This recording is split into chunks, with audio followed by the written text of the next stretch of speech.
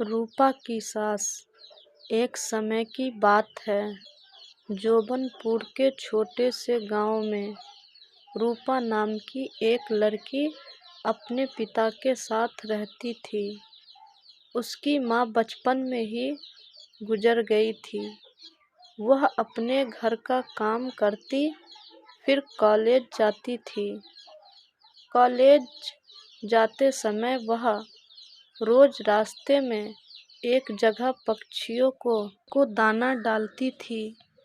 एक दिन रूपा को पक्षियों को दाना डालते हुए जमींदार के बेटे ने देख लिया। उसने अपने पिता से जाकर रूपा से शादी करने की इच्छा जताई।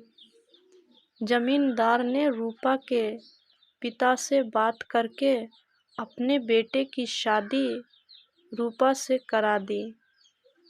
रूपा अपने साथ घर के पिंजरे के साथ एक पक्षी भी लेकर ससुराल आ गई।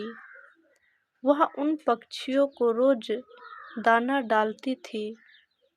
रूपा की सास को यह बिल्कुल भी पसंद नहीं था। वह उन पक्षियों को परेशान करती थी। वह उनका दाना पानी जमीन पर फेंक देती थी।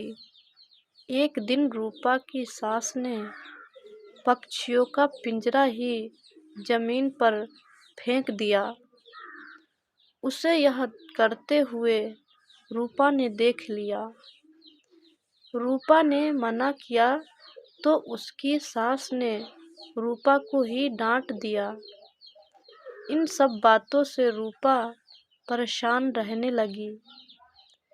एक दिन रूपा के पति ने परेशानी की वजह पूछा तो उसने सारी बात बता दी।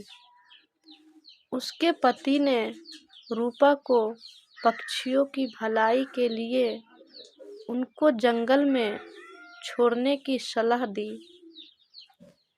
अपने पति के कहने पर रूपा ने उन दोनों पक्षियों को बाकी पक्षियों के साथ जंगल में ही छोड़ दिया। वह उनको कभी कभी दाना देने जंगल में जाती थी। अब सभी जंगल के पक्षी रूपा के अच्छे मित्र बन गए थे। पक्षी जब रूपा के घर पर भी आने लगे। रूपा की सास को जब यह पता लगा तो वह गुस्सा हुई। वह रूपा को उसके मायके छोड़ने के लिए उसको साथ लेकर गई।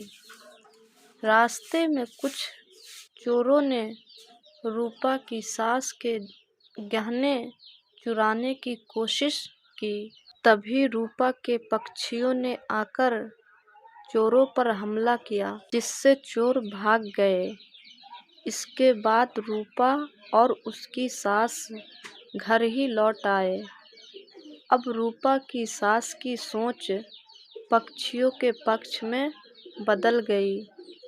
उसने रूपा से कहा कि अब हम दोनों पक्षियों को दाना देने चला करेंगे। यह बात सुनकर रूपा बहुत खुश हुई।